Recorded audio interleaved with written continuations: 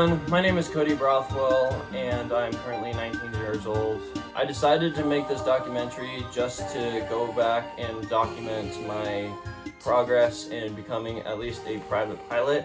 As of right now, I just want to become a private pilot. You know, that might change. I might want to increase my license to a different class. I don't know what they call it yet, but this documentary is just mainly for just everyone's enjoyment and to document my progress into becoming a pilot. I'm currently going to college for my second year, and I will be starting college very, very soon, as in maybe the 29th or so, and I'll just be completing college to get my associate's degree. My plan was to get a bachelor's degree in something I was really unsure, but recently I decided to take on a private pilot license. And I don't have the clear answer why I decided to do it. I just have multiple reasons why I started to do it. I was just at my job at Glacier National Park. I was just cleaning bathrooms because that's one of my daily duties, and I was listening on the radio of all the aircraft that was going on the radio. And I was just thinking to myself, you know, what if I was to be, you know, flying a helicopter or flying a plane or something like that, and how cool that would be. And then I was actually listening to music, and Learning to Fly by Tom Petty came on, and in that moment I'm like, wait a second, is this a sign? Is God trying to tell me something, kind of thing? So ever since today, I've been wanting to fly. A week ago before today, I made an appointment for Red Eagle Aviation Flying. When I made the appointment, I thought I was just going to go in and say, okay, this next day we're going to start ground school or something, and not put me in a cockpit like they did as of like a couple hours ago. So I got there and I said, hey, I'm Cody. I have an appointment at 3. He's like, okay, so your trainer Jonah will be down in about maybe 30 minutes or so. So he was up in the sky. And I'm like, okay, so he's probably just teaching another advanced student or so. He got back down on the ground, and I actually met Jonah before because I mountain biked with Jonah last year in 2021, and it's kind of nice that I kind of already know him and, you know, associated with him, and for him to be my trainer. But I didn't know he would be taking me up in the skies that day. He first started me going around, you know, just starting around the plane. It's like just showing me all the basics and the basic parts of how it works. And then he had me filling up the plane, and from that we went into the cockpit and he showed me everything in the cockpit. Once I got through all that stuff, I started the plane and we took off, and it was an amazing experience. I knew that I fell in love with something that I would love forever and that I would enjoy for the rest of my life. So we took off, and I was still amazed, you know, the first day, my first appointment, never having experience, never ever being inside a commercial plane flying from point A to point B, but not being in the cockpit and flying the plane right there on the first day.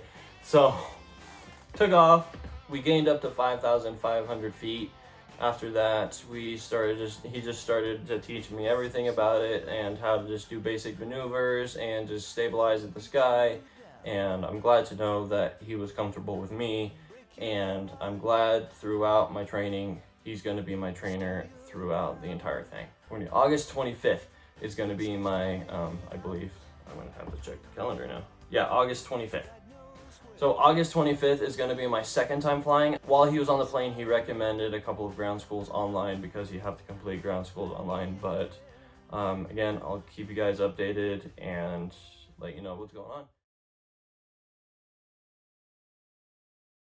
See how regular airplanes fly. First of all, there are 4 aerodynamic forces acting on an aircraft in flight, and these 4 forces are... So this is how I decided to do my ground school. I just sit down on the computer and listen to these guys on video, and they just talk about certain topics about just flying in general in the ground school and being up in the air and just general regulations and rules. I decided to go with King Schools because that's what my trainer recommended, and I couldn't really think of any other ground schools to go with. And I actually like using King Schools because it's video and they explain it very, very well. And they work through all the topics that the FAA, Federal Aviation Administration, wants you to know when preparing for your written exam and your check ride oral exam. What I mean by oral exam is that's when you sit down with a test examiner, or I believe my instructor, I'm not sure who it is, but they will ask you questions and they'll just go through questions and see if you can memorize and answer those questions. If not, you have documentation, hopefully when you're there, and you're like, and quickly look it up in a FAR AIM book or some sort of FAA official documentation. As of right now, I'm halfway through this ground school, so I'm just using it as a first look because I haven't seen any of this information before. And then every Tuesday night from 6:30 to 9, so it's 2.5 hours long, I'm going to the Flathead Community College and going through another ground school that's in a classroom with an instructor from Red Eagle Aviation.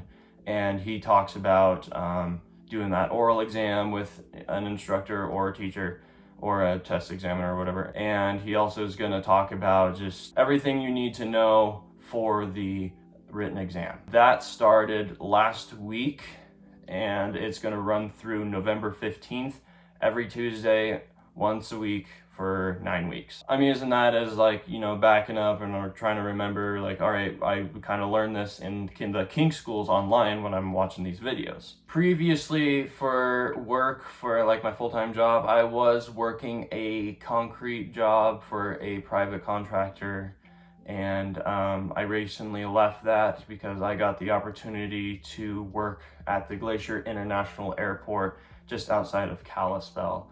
And I'm going to be an inline technician, so I'll be fueling the planes, pulling the planes, whether if it's with the machine or just pulling it by hand with the smaller planes, fueling the planes up, assisting pilots, basically anything out on the runway I'll be doing.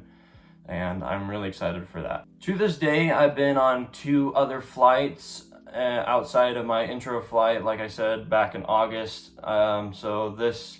The second flight I went on after my intro flight was emergency procedures, and if we had power loss, and just gaining more flight experience in general. The third flight I went on was irregular situations I would have been in. So Jonah and I went up for that third flight, and he had me duck my head down and close my eyes just like this, and he would mess up the flight pattern of the plane, so he would just go to the left or the right or up and down and or turn on, shut down the throttle a little bit, even with the controls. And then I'd be down like this, and he was like, okay, open your eyes. So I opened my eyes, and the plane was either to the right or up, and all different kinds of situations. Either if we had no throttle in the plane, so I'd have to bring it back to level, back to cruising speed.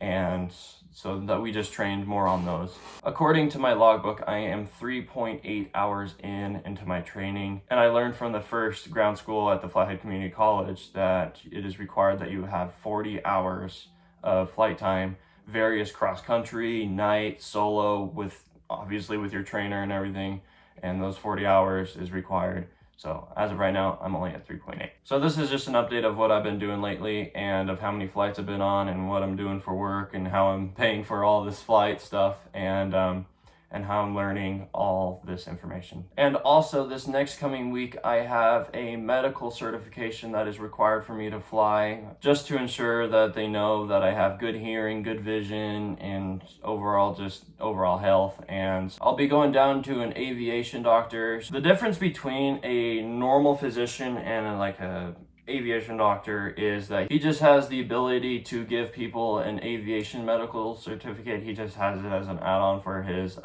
medical career. So I'll be going down to see him to see if I can get a first class medical certification. It's all broken down into first class, second class, and third class. Third class is the minimum you can get for student pilots and everything, but if you're healthy enough and have 20/20 vision, you can get that first class, which is what I'm going for. Mine as well, since I'll be doing this for a while. So that's the end of this update, and I'll make sure to keep you guys updated if anything changes, and just throughout.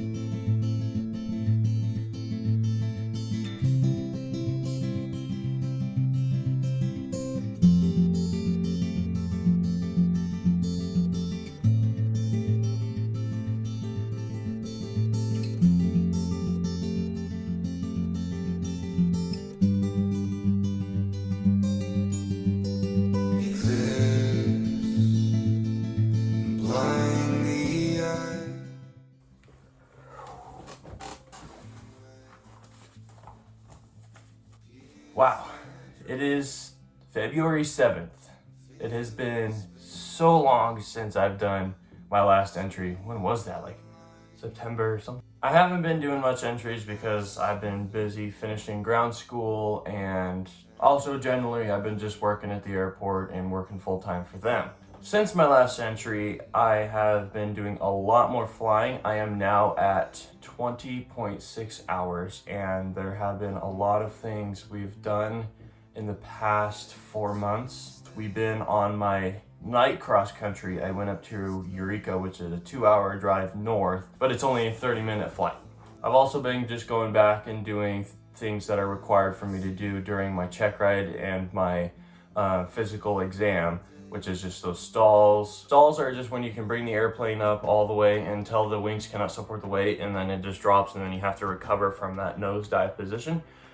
Stalls is the ones that's just I'm still getting used to, and just, that dive down, and recovering from that. I've also been working on slow flight. That's another thing that's also I want to work on more, is just trying to get into that slow flight and just get into that slower flight speed when it's necessary. I have successfully finished all the topics and all of the subjects in ground school, and actually this Wednesday, tomorrow, is my private pilot knowledge exam test, the actual written exam that you need to pass with the FAA. With the snow falling up here in Montana, that has limited the amount of times I can go up and fly, because obviously we don't want to be going up. We don't want to be going up when it's snowing, because that can lead to ice, that can lead to just cold conditions, and it's not good for an airplane that we're flying in now. I haven't shown you guys what airplane I actually fly in. It's a Cessna 172, and its tail number is 6506 Delta, and that's just its tail number and its identification number. Back in, I believe, November, we were doing our engine test, and one of our engine tests fails. The left magnetos, they were failing and they were not igniting, and therefore we didn't have half an engine. So therefore they took it into the shop and they said the engine was no good anymore, and they had to get that repaired. So in the meantime, I am flying still a Cessna 172. This airplane has newer avionics. It's built for instrument flying, being able to go through the clouds and everything, so it's got all the radar and the technology in it. And it took me a couple of lessons to get used to that, because I'm used to all the steam gauges and the needles. And it was just, when I first got in there, it was so just mind-blowing, like, whoa, that's a lot of technology that you can put into a plane. I got used to it pretty quickly, others got used to it quicker than I did, and then some are still getting used to it. It just depends of where you are and how much you study on those instruments and what they mean. So I am no longer going to college. I didn't even start to go to college back in August, and once it was a little after my discovery flight, that's when college started, is a week after I did my discovery flight, which was about August 25th was going to be the first day of college. And I just said, maybe I should just stick with flying, because that's what I love to do. And so, again, not going to college, but I am still learning something that I love and enjoy. So when I made my last entry, Jonah was my instructor. Back in the month of December, Jonah has left instructing at Glacier Jet Center, and he is doing other trainings, and I haven't been in touch with him lately, but he looks like he's still flying and doing what he loves. My new instructor, his name is Joe. He's a really cool guy, and I'm learning a lot from him as well. He's been with me November through today, and we've been trying to do 1 lesson per week, if not 2 lessons per week, but with the weather, it permits of how much you can do per week and how many you can do in a month. Conditions are getting a little bit better. Just once we have a peak of sunshine and no snowfall, is when we can go out, and also when we have 3 miles of visibility, and when the cloud layer is high enough where we can stay within clear conditions. And so this entry has just been an update of the whole 4 months I've been busy and just working on the ground school and working through the flight, as I'm just getting more and more comfortable with everything around the airplane, landings, takeoffs, talking with the air traffic control and being on the radios, that's a big step too in getting used to that and just trying to learn the language of aviation. I will update you all tomorrow with how my knowledge exam goes and how I prep for that. And I will see you all the next day.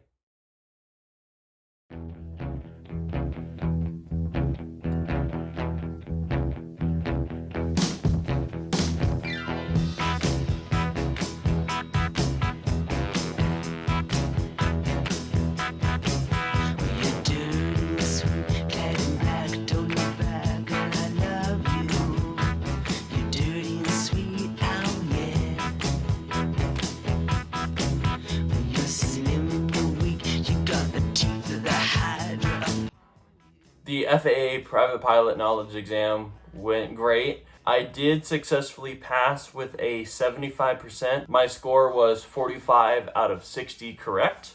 To pass, you need a 70%, aka 40 correct out of the 60, and I got 45 of them correct and passed that knowledge exam.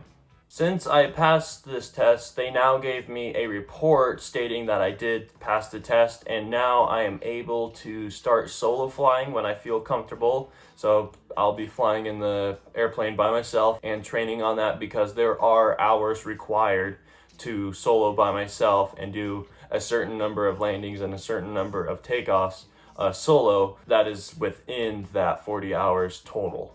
So this test report also has an expiration date. If I don't, for some reason, if I don't get my private pilot license by the year 2025, then I will have to take the test again. So the next test I study for is the oral exam with a test examiner. I did figure out it wasn't with an instructor, it's with an actual test examiner. So therefore, he just sits down with me for, I believe it's 2 to 3 hours, and he talks about mainly of the questions that I missed on the exam. And on the report that I got after I completed the knowledge exam, it shows me what topics I got wrong, and therefore I can go back and study those topics, because more than likely he's going to talk about those specific subjects that I missed during my knowledge exam. This oral exam with the test examiner is going to happen after I complete all of my solo hours, my long solo cross country, and just a whole bunch of other steps that I need to complete before I can take that oral exam with the test examiner.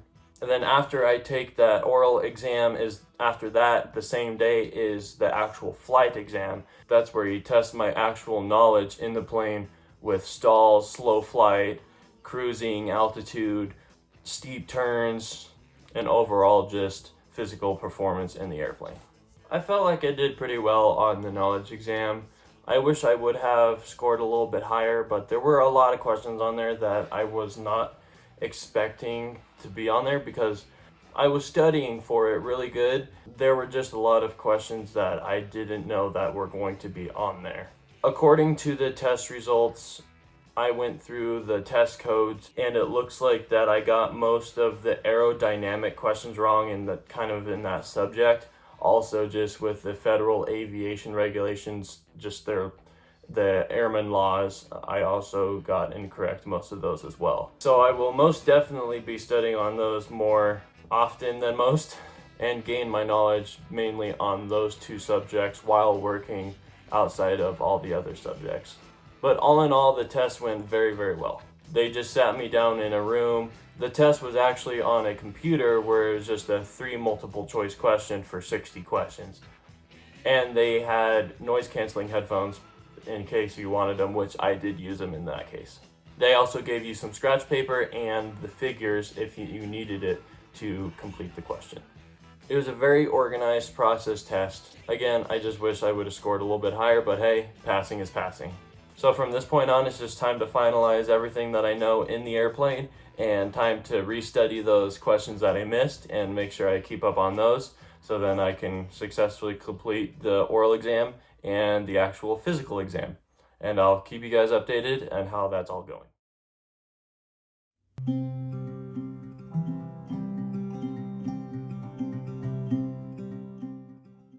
All right, Alright, I'm back. March 13th, and I know I'm just gonna say right off the bat, I'm trying a mustache out. I know I kind of shaved all my beard off, and so I'm just trying the mustache, and it was actually Mustache March at work that made me do it. Not really made me do it, but was like, hey, it's Mustache March at work, and that kind of just made me want to do it and see how it looks. So here I am with my mustache now. Just get that out of the way. So ever since my last entry, I've really haven't done much ground school because I've already passed everything in the ground school part, and what I've been doing for the past month is just working on the final part that I need to solo, and that part is to land. There's a lot of parts that coming into land, you know. I have all of the concepts, it's just putting all those pieces together and making the airplane land safely. I'm coming in parallel with the runway, opposite of where I want to land, and I kind of power down the engine a little bit, and then that's when I come around making that swooping turn and landing into that runway. And there's just a lot that goes into it. There's always that factor if you're just going too slow, because then the plane's just going to give up. But if you have just enough airspeed, which is 75 miles per hour of airspeed going on that final approach down to the runway, and you got to keep that in there, and you can't go too fast because then you're going to be up too high. You can't go too slow because then you're going to drop and be early. And every time, every landing is different, and I'm just slowly working on all of that. Also, Glacier Jet Center, they require you to pass a checkout exam, just questions on the engine, how the plane operates, all the electronics and everything. And they just want to know on paper that you know how to operate those instruments, what the limitations are for the engine, like what are the maximum temperature cylinder heads for the engine, or, you know, to make sure that the engine is in operating range of everything, and just all the overall electronics and the fuel too, and where everything is located, and just the overall plane, to make sure you know everything on paper, because that's what they require, and it's for safety. Again, back to that landing thing.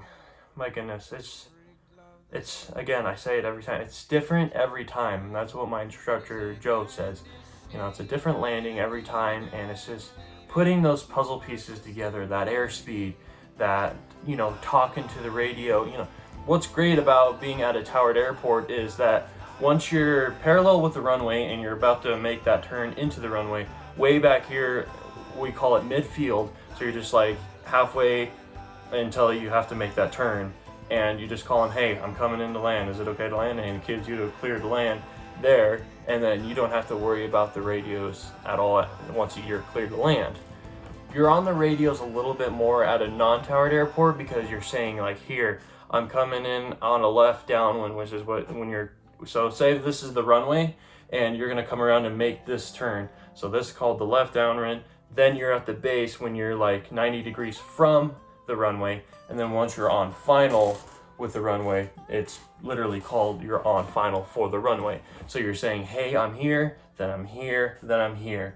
As you're doing all these radio calls, you're coming around and flying the airplane, maintaining your airspeed, and just making sure that everything, and you're gonna land this airplane safely. And just getting that whole concept is time consuming, and you need to know in order to solo, because when I solo, there's no one else in the cockpit. It's just me on my own. You know, my instructor won't be there to help me if I accidentally screw up something, if I hit the runway too hard, if I accidentally float on the runway, if I accidentally start to balloon and I just kind of carry down the runway. I can't be doing that. And I'm not really beating myself up for all this stuff. It's just, I'm just letting you guys know of what concepts that has to be done in order for me to solo. And for any future students that watch this, you know, if you're about to solo, or, you know, you want to know what solo feels like, you know, it's a scary feeling, but it's also something you work towards And it's also an exciting feeling at the same time. Scary and exciting. As weird as that sounds, it is that feeling, at least for me. And I feel like most of pilots that have soloed before agree with me. It's an exciting and scary experience to solo for the first time, because my instructor, he starts to just observe more than just teaching, because he's taught all the things he's known, and he just sits there and observes and makes sure as I, are doing everything correctly. If I do so, he told me this today, I flew before this recording, he told me today, if you have a huge mess up, I'm going to call you out on it, and we're going to work through that, and we're going to, correct that. Today flying went really well. I did a total of 6 landings, and I'm just going around the airport making those landings.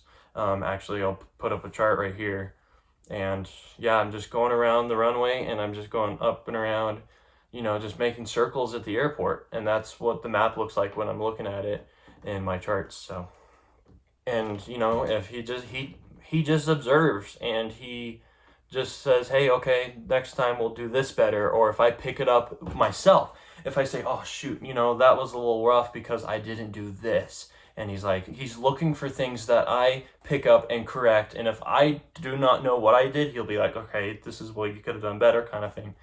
And that's what we've been doing for the past month, a couple weeks, 3 weeks. So really, all there is left to do until I solo is just, is to get all those puzzle pieces together. This part of landing, the airspeed, the talking with tower and the radios, and making sure overall airplane just coming together and making a perfect landing. Also, that checkout sheet exam I mentioned was just on paper. That's from Glacier Jet Center themselves, that they just want to see and you want to prove that the actual numbers and the facts about the plane in case something happens, and to notice if something goes wrong within the engine, within the electronics, within the electrical system, fuel system, anything like that, and to know where everything is so that you're safe up there in the air. I just wanted to give you all an update of where I am in the progress that I've made.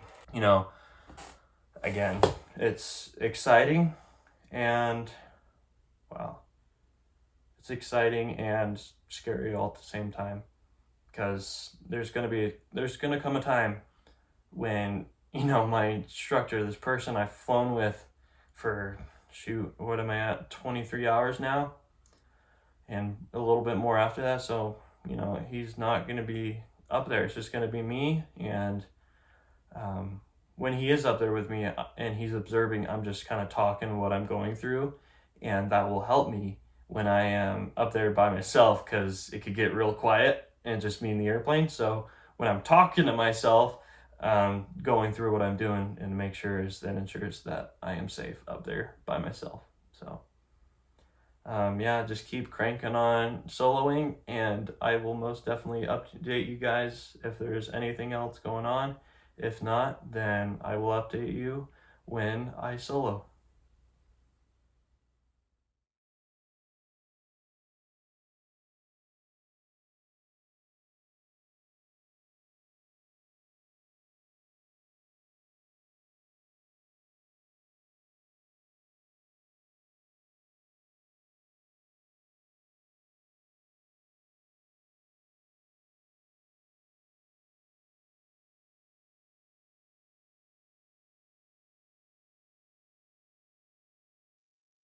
Tower, this is going to be a full stop for 6843 Hotel. I've got a student that's going to be soloing. He's going to just drop me off at Glacier Jet and then taxi back for runway 2. 643 Hotel, roger, turn right at your discretion.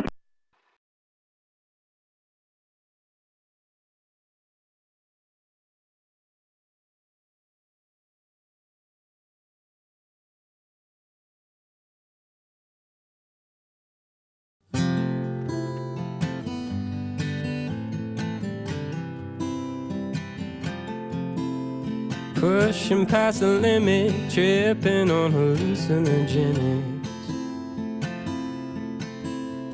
My cigarette burnt my finger 'cause I forgot I lit it.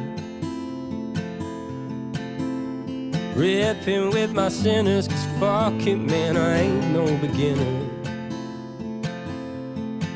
And then I crawled back to the life that I said I wouldn't live in.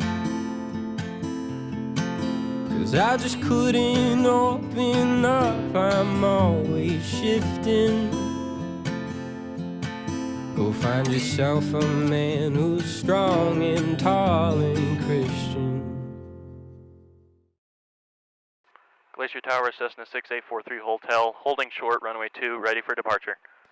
Cessna 6843 Hotel, Glacier Tower, runway 2, clear for takeoff, make left traffic, report each midfield downwind.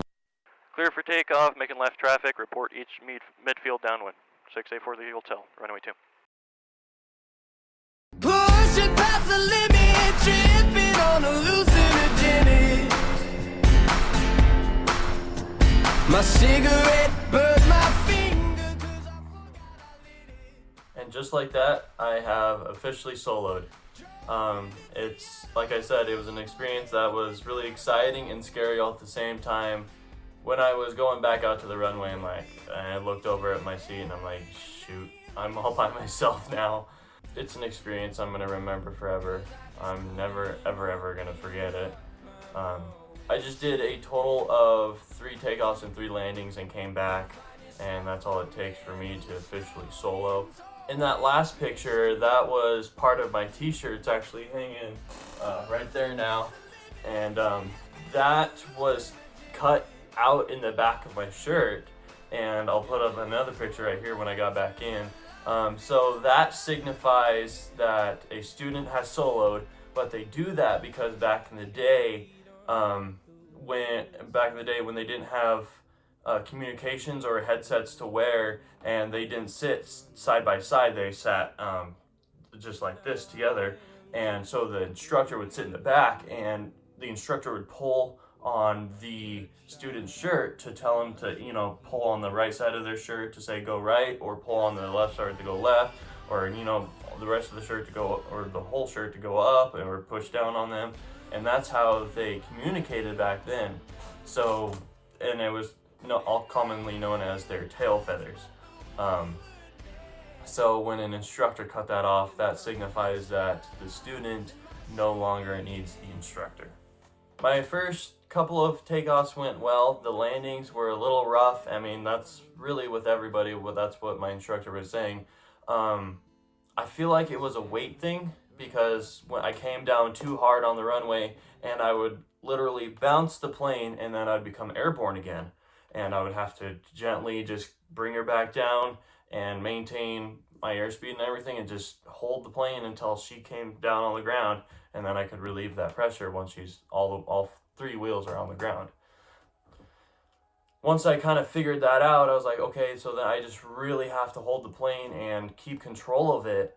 And it was just really it was difficult to, I did it 2 times. I'm like, what is going on? And then I looked over to my right and I'm like, wait a second, there's no one sitting there anymore. So I just lost, body's weight in the front seat of the cockpit, and this plane is a lot lighter. So I'm just going to be like, okay, I'm going to try this on my last landing. I'm just going to set her down a lot easier and just be more active with the airplane. And it makes a night and day difference of feeling the air just flying through the air, because you can feel a lot more of the air masses and the air differences, where you're just bouncing all over the place a lot more than compared to when he's sitting in there. I don't know if this was just because of weather conditions, if it was just really bumpy, but I mean, when I was up there with him for the first 3, it wasn't as bumpy, but then he got out, and I was just by myself, and I could feel these bumps that I weren't feeling before. It could have been a weather change, but I think it was a mixture of both him leaving and sudden winds that could have picked up. But yet again, that third last landing was the best, smoothest landing I've ever done, and I got so excited.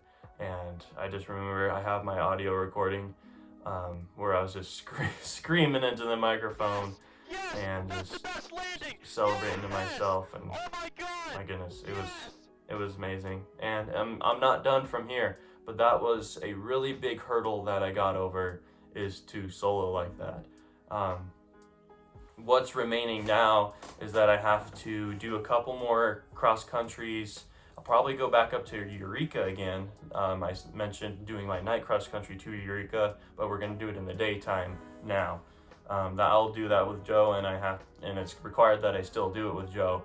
But then there's going to be a time where I do a solo long cross country, which extends 150 miles or more, and landing in 3 different spots. And that is required. And then overall, just 10 hours of me by myself in the airplane is required for me to get my license and before I take my check ride.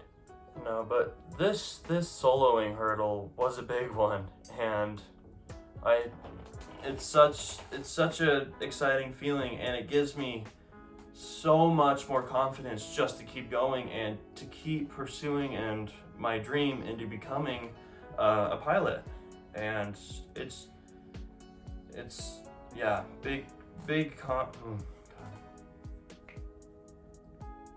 yeah, soloing was a big confidence booster. It's like, yeah, I can do this, and I can get through this, and I can actually fly this airplane. And I just want to thank Joe for teaching me everything he knows. And he told me, he's like, it's also just the hard work that you put into it to make this day possible.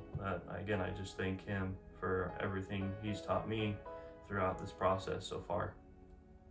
So like I said in my last update, this was a big update because it was such a big hurdle to get over and to solo, and I'm super excited to keep on going and getting these hours that are required and more, and just being in the airplane by myself and doing it by myself. And it just makes me realize too that there's a lot of factors I got to think about now, that, you know, he's not going to be up there. Like I said in my last entry, he's not going to be up there with me. So I got to really think and decide. It's like, is it a good day weather-wise or condition-wise? Is it a good day to go up there and fly? Yet again, I will keep you guys all updated of how all the soloing is going. And when I solo again is when I'll talk about the experience of getting through all the soloing hours required. And I will talk about the cross-country trip once we go on that trip, and the big cross-country trip that I will go on my own that is required as well, and where I will be going from here in Kalispell. So thank you for watching this part of the segment, and I'll see you guys in the next entry.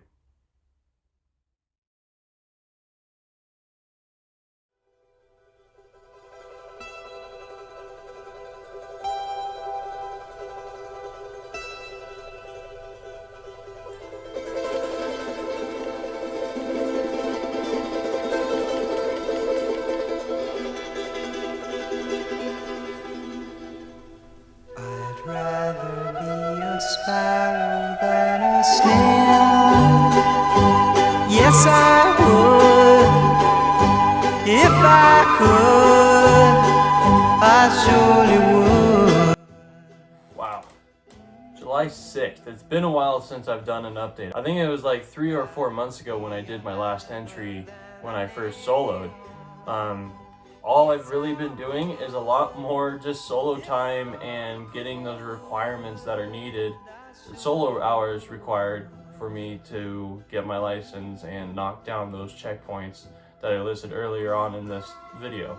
It was a total of 10 hours minimum that was required, but I went beyond that. I think I'm now at 13 solo hours now and growing. Overall wise, I'm at 48 hours, so I am definitely past those 40 hours minimum required for overall the whole license. And that's what my instructor told me, is like, usually people finish off at 50 to 60 hours or so, which makes sense because after the whole final test / check ride prep, you're just going back with your instructor and practicing for that final test. And so that's how those last final hours become 50 to 60 hours or somewhere in that area. When I'm soloing by myself, I'm just maneuvers that I practice with my instructor, you know, those steep turns, those S turns, those rectangular patterns over with, or they're called ground reference maneuvers. So I'm doing like rectangles around a couple streets. I've also done some cross countries, which a smaller cross country has to be 50 miles or more from one point. You have to fully stop at that point. And I took my smaller cross country to Eureka, which is 52 to 51 miles away from Glacier Park International, where I take off from. And I went and it's about a 30-minute flight to the northwest. And it's a lot of fun to go on those cross countries because you get to venture out and see terrain by yourself that you really haven't seen before. Well, I have seen the Eureka terrain beforehand with my instructor because I had to do a pre-solo before I went to my actual first solo cross country. So I have seen Eureka before, but doing it by myself is really, really cool. And on a bigger note, I just yesterday I went to Missoula, which is a 2-hour drive south, aka a 1-hour flight south, which is out of the Flathead Valley, and that was all new terrain. Because here in the Flathead Valley, we live in this bowl, and all I've been doing has been flying around in this bowl. But once I left the bowl and now I'm into Missoula Valley, it was just like, okay, here I am in freaking foreign terrain. But Missoula has a control tower, and I was just talking to them on the radio. It's like, here I am, I'm over this place at this altitude, and it was just really cool to hear a different voice because I'm always hearing Glacier Park International's tower, you know, and it's exciting and it's awesome because when I'm hearing and doing things differently at a different place, it makes me feel, and I know in my mind that I'm moving on and I'm learning new things and I'm getting closer and closer to becoming an actual private pilot. So the long cross country consisted of me taking off at Glacier Park International, then flying straight south to Missoula, doing a stop on their runway, and then taking off right again. The point is that I just have to stop the airplane completely, and then that's an official cross country flight. So I just stop and then I go again. And for the requirement to be a long cross country is I had to take off from Missoula and then stop somewhere else in between where I started and where my long stretch was to Missoula. And so then I stopped halfway in between back north to Ronan, and I'll put up a map to see where I'm talking about. And so I did a full stop Ronan, did a full stop taxi back, and then took off from Ronan and then came back to Glacier Park International. So therefore, that's just like one big trip to call it my long cross country and to check that box off. And that flight was really cool, again, with the whole new terrain and the whole new tower voice, I guess. And just, again, being up there in the airplane and taking a trip by myself was a lot of fun. And I can't wait to do a lot more. So all there is now is I have to take one more cross-country trip back up to Eureka by myself because I need another 1.1 hours or something like that, cross-country hours-wise, in order to check that box off from having that minimum of 5 hours cross-country. And again, there's just so many of these little requirements that has to be done in order to start doing check ride prep. And it's all required by the FAA in Part 61 of Federal Aviation Regulations. So, and I will be taking that same cross-country trip next Wednesday. I do not know what day that is. I think that's the 12th of July. Yeah, the 12th of July. We'll be taking that same trip up to Eureka, that 30-minute flight there and then 30 minutes back. So it's a very short one, but it counts as a cross-country because it's 52 nautical miles or something like that, which passes that 50 nautical miles for it to be cross-country. So, but then after that, that's when I join back with my instructor and I start prepping for the final test and the final check ride and the oral test or the oral check ride for the private pilot license. And I'm more excited than anything. I am nervous. I'm, at any test, normal people would get nervous during testing, as it approaches more and more. And timeline-wise, I think I'm about, if I were to at least move on with my instructor, and I'm pretty confident in those basic maneuvers that I have to do with my instructor kind of as a practice final check ride. And then we just train on those. I'm feeling pretty confident on a couple of those maneuvers. There's a couple of them, as in the stalls, that I'm not confident with, just because just the way I could enter a spin is just very dangerous. I just like to have my instructor there just in case. But I would know how to get out of the spin if it ever happened. But yeah, again, those stalls, and I need to brush up on slow flight. I kind of get the idea, but I don't remember the proper procedure to get into slow flight. There's a couple things you have to do inside the airplane to get it so that you're just going through the sky very, very slowly.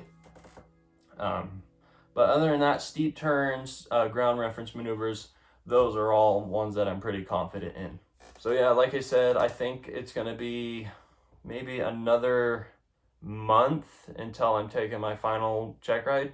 It also just depends what the flight test examiner schedule is like too, because he's very busy, and I'm not sure if he's the only one in the valley, but there's a limited amount of them in the valley that is willing to get scheduled with me and everything, because he's scheduling with everybody else.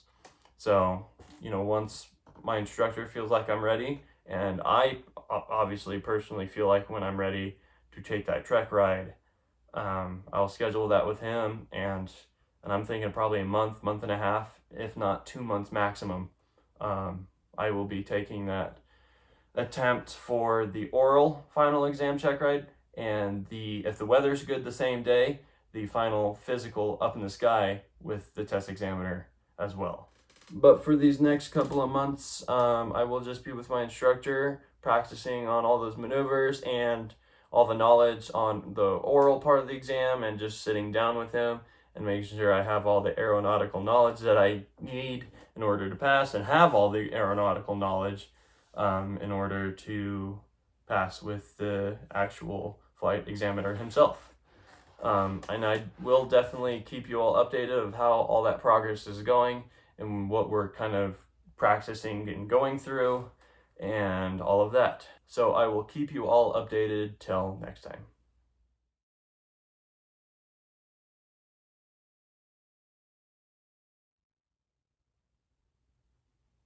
Well, here we are. 4 days till the final test. And I'm so excited, but yet nervous at the same time. Oh my goodness. I don't know what else there really is to explain, really, except what is the final test, what is this oral and then the practical test. It's broken down into those two parts. The oral exam is first on Friday the 18th at 8 o'clock to noon. I have a 3-hour block, and that 3-hour block consists of just me, and the test examiner, which is not Joe or anybody. It's Perry Brown. He's the examiner for, I think, of all of Montana, and he just I don't know his background, but he hands out pilot licenses for private pilots and ratings for those private pilots. I've met him. He's a really cool guy. I'm excited to talk with him, and I'm excited to have him as my examiner.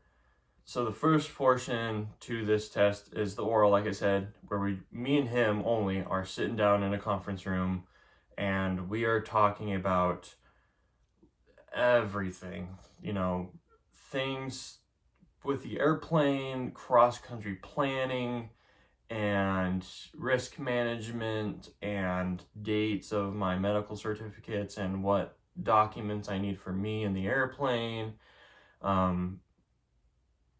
mechanical things about the airplane that I specifically fly, and like I said, literally everything. So what Perry does is that he goes through the ACS, the Airman Certification Standards for a Private Pilot. And I have a copy of the ACS, and it's all in this book here.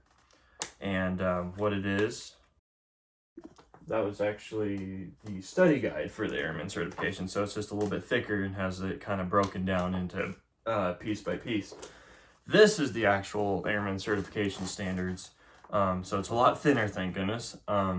So he just literally goes through all of this stuff. And I just want to show you guys what it's like, what he's looking at. So I kind of have notes written down in mine already. Let me scoot up a little bit here. So I kind of have notes written down in mine already, but he just goes through all the aeronautical knowledge that I need in order to get my private pilot license. So first topic, pre-flight preparation, weather information. He's going to be like, so he's reading through to determine that the applicant exhibits satisfactory knowledge, risk management, and skills associated with the weather information under a flight of VFR. VFR meaning visual flight rules. Private pilot VFR cannot go into clouds. So, so weather information, cross-country flight planning, the national airspace system, all those airspaces that I was talking about earlier, operations of systems, to know if I have, primary flight controls, secondary flight controls, the landing gear of the airplane, it's welded and it doesn't retract or anything, thank goodness. That would be a complex airplane if it had retractable landing gear. And he's going to ask me that question. He's like, is your airplane a complex airplane? I'd be like, no. Boiling down to, we're just talking about my aeronautical knowledge and what I know. So, human factors is a big one. The things that can happen during flight or on the ground before, are you doing mental self-checks and stuff like that? Hypoxia, hyperventilation, middle ear, sinuses problems, any sicknesses that I can get, stress, fatigue, dehydration, nutrition, hypothermia, optical illusions is a big one, especially when you're in low visibility conditions. Effects of alcohol, drugs, what it does to you if you do. We have a rule. I'm underage right now, and I shouldn't be drinking, hopefully. But 8 hours bottled to throttle. So we wait 8 hours, sleep it off. Really, on honesty, if you don't feel like 100%, you shouldn't be going up. So that's going to be really my rule, is like, if I feel tired or I'm fatigued or I'm sore or I have like a sore shoulder or something like that, and I'm like super tired, it's like, I'm not going to go up by myself, or definitely not with passengers either. So I also have to be current in the airplane in order to take those passengers. There's just all this information in here. I just want to give you guys a couple more examples before I put that away. Like I said, that slow flight and those power on and power off stalls that I would have to do. And I've been flying with Joe for every day. Last week, I think I've flown Monday, Tuesday, and I think Tuesday on that Tuesday I met with him again just to talk with him and sit down and practice the oral and make sure I know my things. So turns into headings, constant airspeed descents, if my engine was on fire, if I had a wing that was on fire, and those are a lot of fun to practice too, but it's definitely not a lot of fun when it's actually happening. All my navigational systems in the airplane, if I know how to use them, if I had an electrical problem, if all my instruments went out, I would just literally go off of landmarks and VOR radials, and because there's certain radials that I can go off of by radio. So pretty much ACS Airman Certification Standards, this is what Perry is looking at. So when I'm studying for this oral, like I said, this first book I picked up, it's the Airman Certification Standards, yes, but it's in detail of the certain topic in the ACS. So let's say we're talking about traffic patterns here, and then, just more in detail about it. And I'm just going through and reading whatever I feel fuzzy on. I just want to go back and read through to do that. So all in all, the oral is just a conversation when we're sitting down together and talking through the ACS and making sure I know my stuff. And if I ever forget something about airspace or the weather or a certain definition, we can always turn back to this FAR AIM book. And this is, I mentioned this earlier in the documentary, how I could go reference back in and just into the FAR AIM book, and it's, again, a really thick book. But what I do is I have everything tabbed out, and it has the chapters and the parts of the book. For example, certification. If I want something on certification, I just flip right to the tab, and there's everything on certification. Medical certificates, same thing. What kind of preventative maintenance I can do as a private pilot.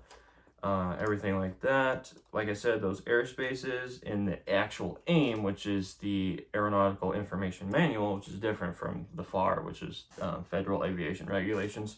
It's more like a manual than it is just actual regulations.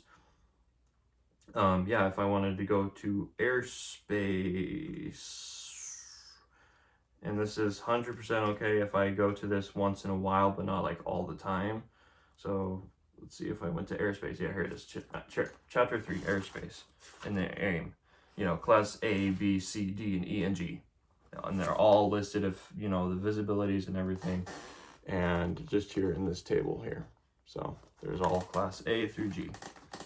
And it has it in detail and a picture there just in case. And I can reference back to this during the oral in case, there's that one thing I'm stumped on. There's never a case where I'll say, no, I don't know this answer. It's, I don't know this answer off the top of my head, but let me reference to this material to give you that answer. And that's what he's really looking for, is if I just know, because I don't think anybody can memorize everything, especially in every regulation, because that's a thick book. So, but yeah, like I said, can't memorize everything, and he's more than okay with me going into the book once in a while and be like, I can't remember this off the top of my head, but let me look it up for you. That's the response he's looking for, and to see if I can actually locate it in the book or in my notes or anything that I have there. This study guide that I have here, this is not I can't bring this in because it's literally going directly off his airman certifications that he has. So things that go directly off of the ACS is not allowed, obviously, because that's basically an answer sheet. And again, you can't bring that in. But this one where you have to kind of search through and is an actual official FAA document, you can bring the FAR AIM book in here. So I want to say this book is actually like, the thickness always gets me of this book. It's about maybe 1.5 inches thick, and I'm glad I got it all tabbed out, because trying to look through the table of contents or whatever page by page would be horrible. The last thing I want to show you what I can bring on my oral is an actual binder that I made. It's just a binder filled with all of my information that I have about the airplane, my application for the private pilot license, and pretty much everything that I need during a flight if I was going on a flight. I have passenger placards and passenger cards, I should say. I can read these off, or they can read it. It says, welcome aboard, safety is absolutely, make sure that you keep your seatbelts on. Both of us should always know who's flying the airplane. It's very important not to hear distraction. Just things for the passenger. And then again, here's these symptoms that can happen during flight. Hypoxia, hyperventilation, ear discomforts in the ears, and motion sicknesses, and then it shows the remedy for all of those. So we just want to bring these because I feel like Perry's gonna like that I show these to my passengers and let them know, and just in case they want a reference to those. So like I said, I have in this binder is the application for the private pilot license, navigational facts about the airplane, radio aids, empty nav logs, so I'm ready to fill out those nav logs just in case we have a cross-country trip we go on. We're not going on a long cross-country, but he's gonna be like, okay, what if we're going to, from here, Kalispell, Montana, we're going to Spokane, Washington. weather. I have a weather tab or subject topic that I would put all the weather charts in if I was going on that trip. Maintenance for the airplane. I would put things about maintenance in there for the airplane if there was like a problem, or if there was a big problem that needed to be fixed and there was a log I could copy, I would put it in there, and I'll put that in there once it gets closer to that time. Performance of the airplane. These are just all my speeds. Never exceed speed, exceeded speed for flaps extended, maneuvering speed, rotating speed. So when we're taking off, that's the speed we're allowed to start lifting off the ground. Cruise climb, what speed we're at when we're cruising up to altitude. Minimum speed, the slowest you can go without stalling the aircraft.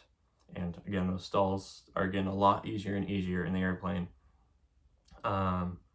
Never exceed speed, the fastest you can go, 182. Do not go past that. Caution range is 145 to 182 miles per hour. These are all miles per hour, by the way.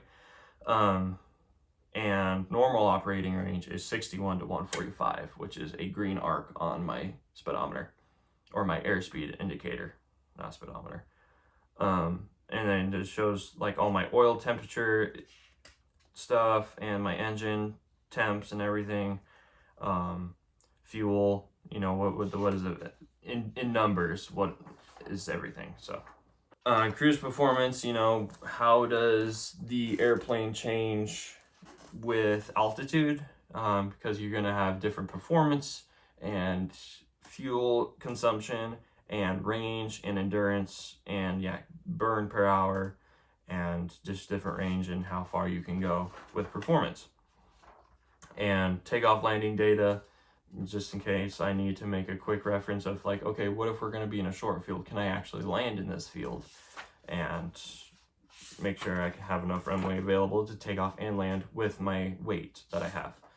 And then, weight and balance is the next category, moving on to that, and make sure that I don't have the plane weighed weirdly or overweight, or make sure I'm just in that envelope in that category, and that's what that looks like.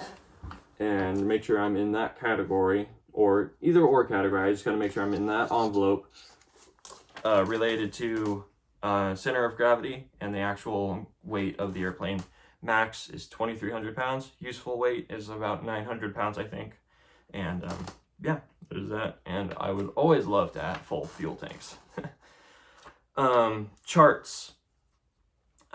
Just for reference, I know my airport pretty darn well, the Glacier Park International Airport, but just in case he wants me to see it, I have the airport diagram printed out, just in case, just for any reason, being prepared and all that. So, I actually took the time and printed out the whole pilot's operating handbook for 684, the old tail, the plane I fly in.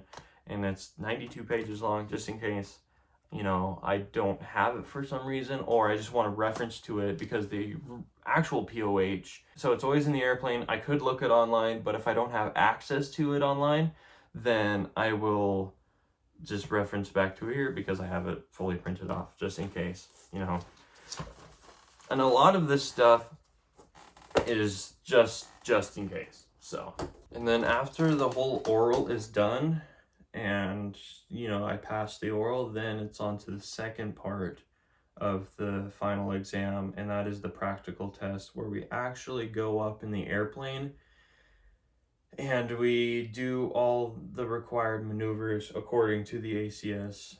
So those steep turns, those stalls, those ground reference maneuvers, those S turns, those rectangular pattern, turn around a point, and simulated engine out, simulated fire on a wing, simulated, fire in the engine, and all this stuff. So that's when I just go up with him and perform all that stuff in the airplane itself.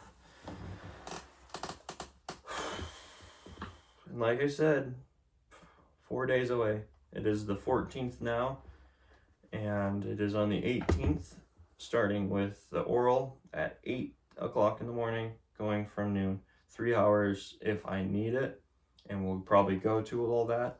And then after that, we have the airplane from noon to 3, and that's plenty of time to do all those maneuvers.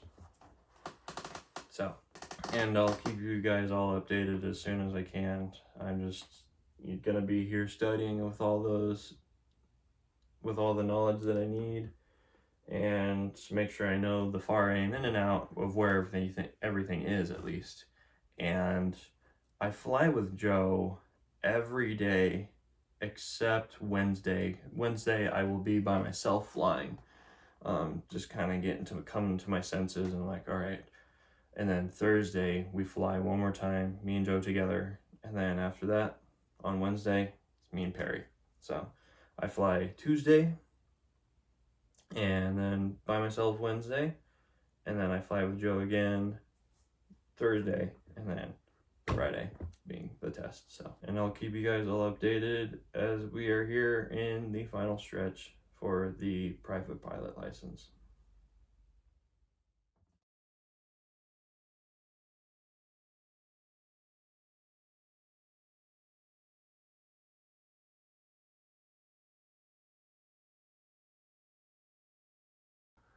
Well, here we are, 17th, one day before the final test. Today I couldn't go up and fly because of smoke in the area, and it's like super dense smoke because we have wildfires surrounding all of the Flathead Valley. We have some up to the northeast and down to the southwest and just all around the Flathead Lake area and just around Flathead County in general.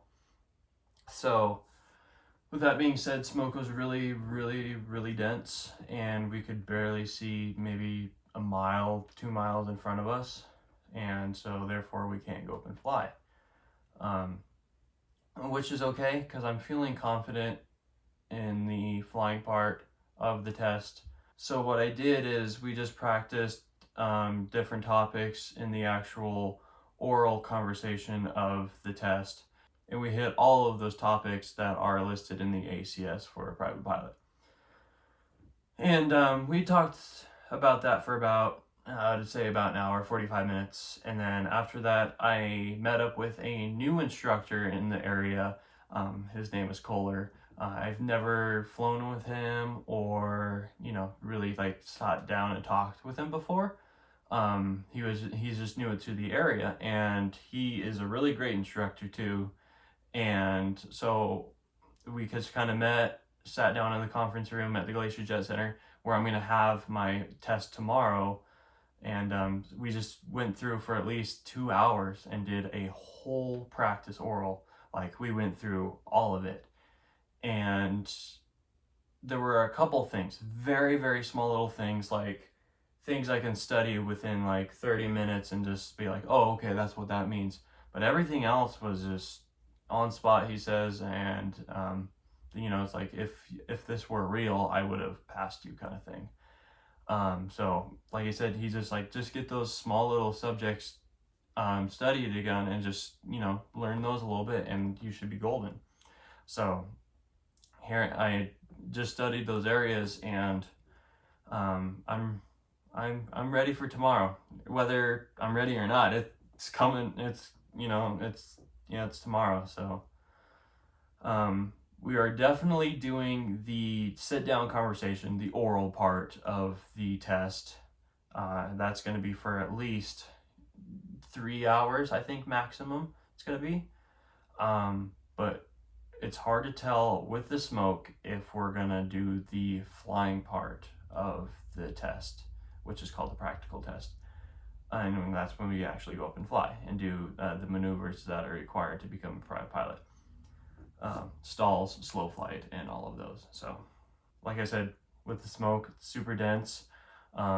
If it's clear enough, and because the smoke's not going to go away with wildfires like right over the mountainside or just 20 miles to the southwest.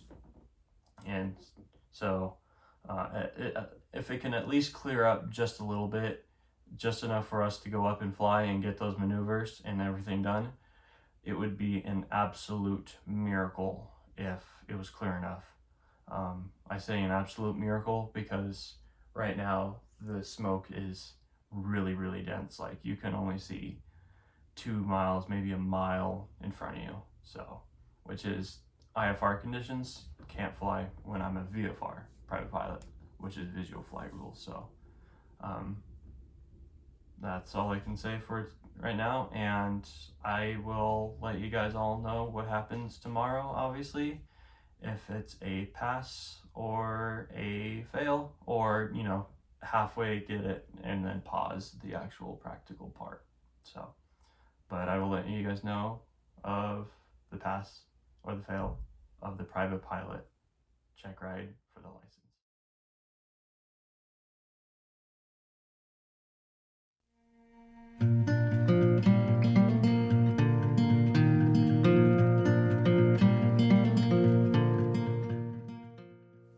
So the oral portion of the test was a success, and I successfully passed only that portion for today as of August 18th.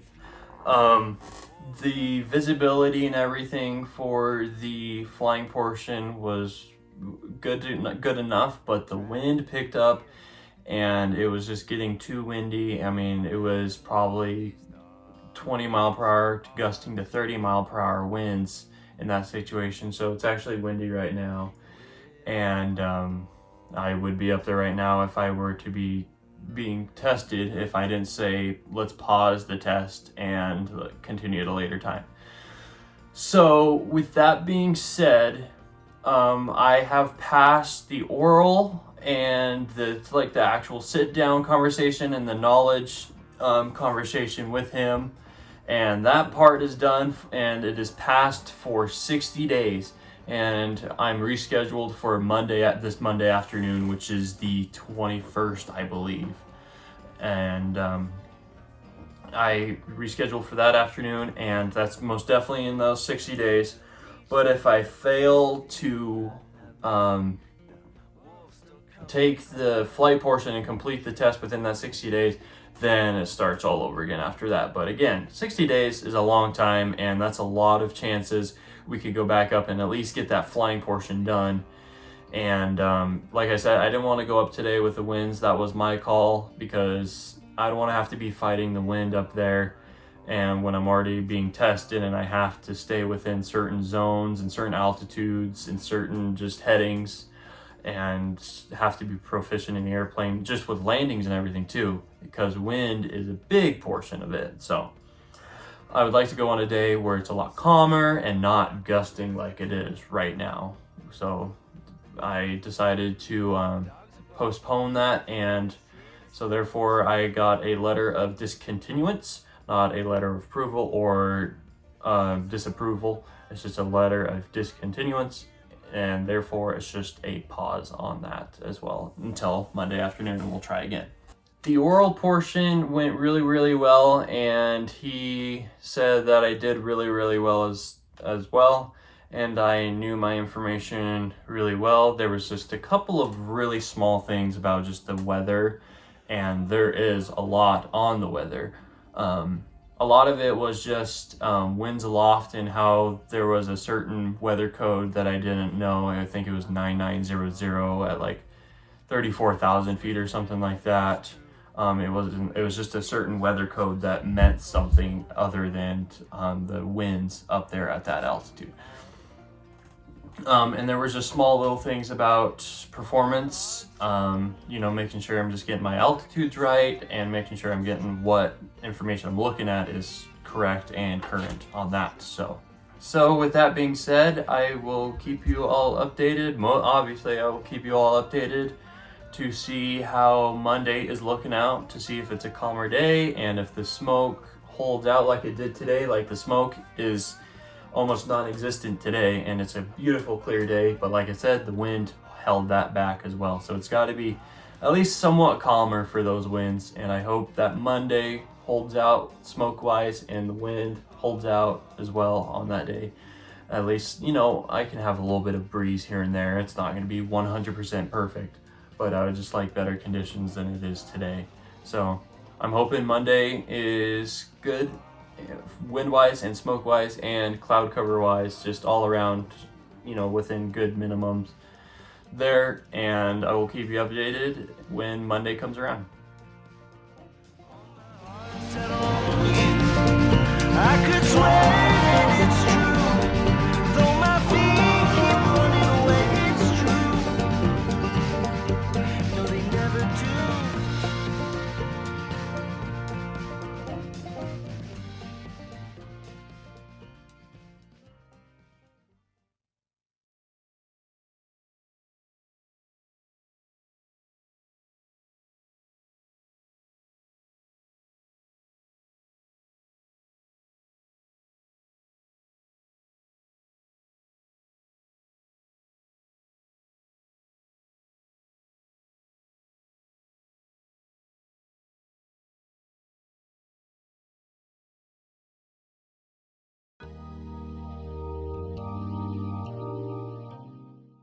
Well, here we are, moments after I just passed my private pilot check ride. Gosh, it still doesn't feel real of how just the whole journey of becoming at least a private pilot is, within a little over a year now. So like I said before, the practical test consisted of the test examiner going through the ACS, the Airman Certification Standards, and just to make sure that I was proficient in all the areas that was required for the private pilot license. So we went up, we did a couple of maneuvers. He asked questions because, he can still ask questions throughout the test. Followed by those maneuvers and just general questions. We also did those stalls, and we did the power on, the power off stalls, slow flight, and I was not perfect, but I was proficient in those areas and met standards. It's really hard to be perfect in an airplane. So once I did all those maneuvers and I was proficient within standards, we went back to the airport and we did those short field and the soft field takeoffs and landings, and we also did the slip to land landing, which is just when you're slipping into land and you're slipping the airplane like flying diagonally in order to come down on your altitude more quicker without using flaps. And the slip to land was probably the hardest maneuver to do because you had to hit a certain spot within all these landings and takeoffs, and especially the landings part, because you have to hit your spot every time with the short, soft, and the no slip landings, because if you're out within, I think it was like 300 feet or something like that on average, then the test was a fail if you don't hit that zone. So I just wanted to make sure I really hit that zone, and I think I went around like 2 or 3 times on the no slip land, and I was like, well, I just like to fly with you. But yeah, no, that slip to land was definitely the most difficult maneuver out of all the landings. And then the one we ended on was the short field, and that one was really easy, at least for me. And I just put down all the flaps and then hit my point and made sure that I did hit my point. And I hit my point, and he's like, all right, well, you don't have to hit the brakes. I know you can hit the brakes, but he just wanted to make sure I can hit that point if it were to be a short field. And this all took part on Glacier Park International's runway in their airport. So just the same airport and runway that I've been training on for the past year now. So with me earning my private pilot certificate, that opens the door up for a lot more training that I can do and a lot more ratings and licenses I can get. So my next step is going to be instrument flight rules and going into clouds. That's an add-on for my private pilot license as of right now for just only single engine land airplanes. For the rest of the ratings and certificates, I am going to go to a separate school outside of here of Montana and get those ratings in a different airspace, different just environment, it's just for experience reasons and just to venture out, because here I am still living with my mom and just with my family, and I think it's time for me to at least move out and experience me not living with my mom and my sister anymore, with my family, and just kind of venture out and do my own thing. This flight school that I'm going to is all still up in the air. But I know for sure that I'm going to go to a said flight school within about a year or so in the fall of 2024. Man, it just, like I said, it doesn't feel real to be able to be in the airplane by myself, to go anywhere I want, within conditions, and carry friends and family and other passengers, just to fly them to point A to point B just for fun and just to show them what I've been working so hard for. And I can't believe it, and how much freedom feeling that this gives me. And definitely always being safe up there, because safety is my number one concern for sure at all times. And I am super excited to announce that I will keep going forward in all my licenses all the way up to the airline community. And I remember in the first entry that I made that I said, well, I don't even know if I want to do this as a career. And throughout my private pilot journey, I was like, yeah, this is going to be a really cool career when I get all the way up to the finish line. So, and I know this is only one step into the journey, and there's so many more steps that it's more like checkpoints to get all the way to the end. And private pilot is one of them. IFR rating on your license is one of them. Then getting your commercial pilot license is another step. And it just keeps going on and on and on. And it's like these checkpoints all the way to that said finish line. And I love how it's all structured, that you just have that ambition to keep going to that next checkpoint until you get all the way to where you want to be in the aviation industry. And I think it's just structured really, really well, and the access for it is everywhere. And I didn't even know that it was everywhere. So, I mean, it's truly amazing. And I just would like to thank everybody for supporting me throughout this training to becoming at least a private pilot for now, all the way through to get all the way up to the airlines. And I can't thank all of you enough. Friends, coworkers, family members, everyone that has supported me throughout so far. But for now, I would like to take my friend Kyle for a flight to Missoula, Montana, which is only about just under an hour flight south from Kalispell. And without further ado, sit back and enjoy this flight with me and Kyle to Missoula.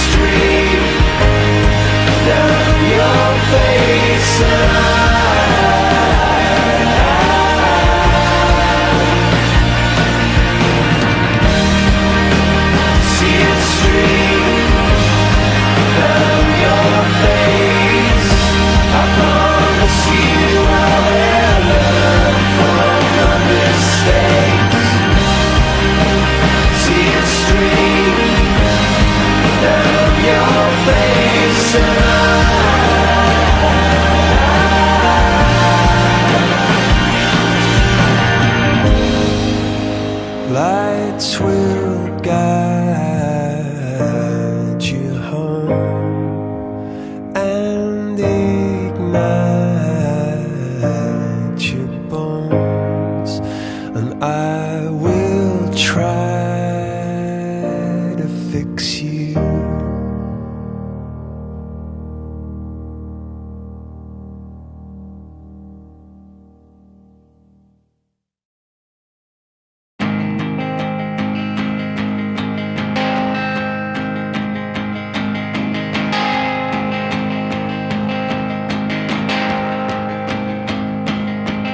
I was Cleopatra, I was young and an actress, when you knelt by my mattress and asked for my hand.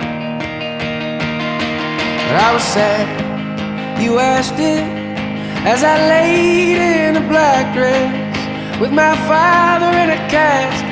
I had no plans. Yeah.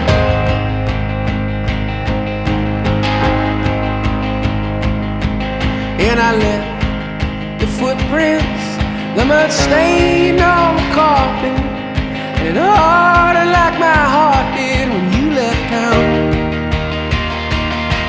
But I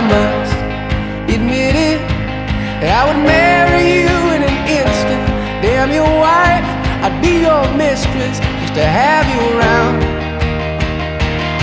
But I was late for this, late for that, late for the love of my life. And when I die alone, when I die alone, die I'll be on time.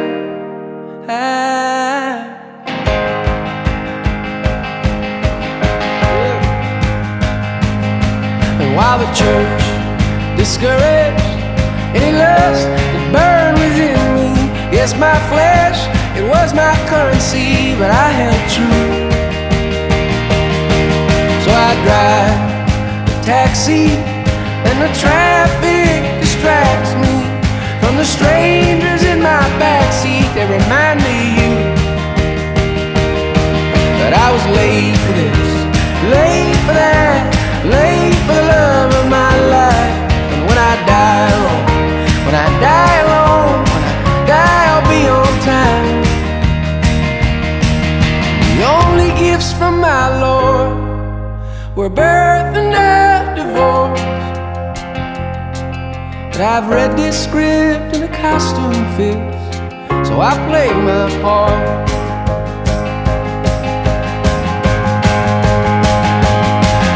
I was clean with Petra, I was taller than the rafters, but that's all in the past, love, gone with the wind. And now a nurse in white shoes leads me back to my guest room. It's a bed and a bathroom and a place for the end. I won't be late for this, late for that, late for the love of my life. And when I die alone, when I die alone, die I'll be on time.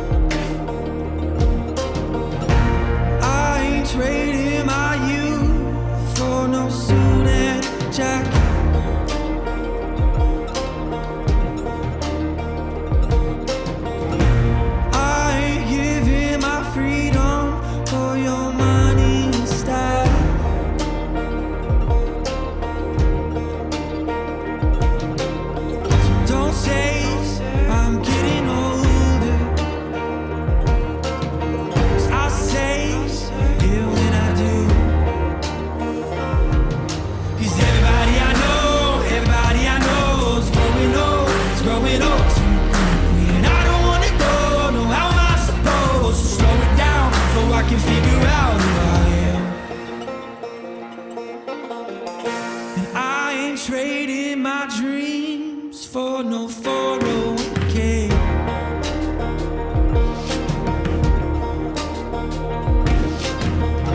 And I ain't giving this fire for a cold, cold heart.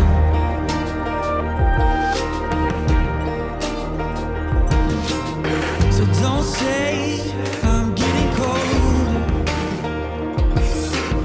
'cause I'll say when I do.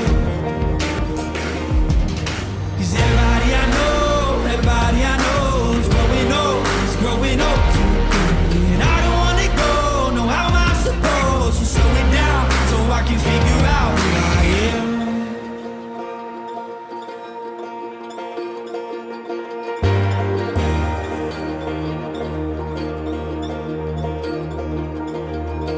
Some of us surviving, some of us just roaming, some of us just hoping the world will move more slowly. And some of us alive, we're all gonna die one day. Yeah, some of us surviving, some of us just roaming, some of us just hoping the world will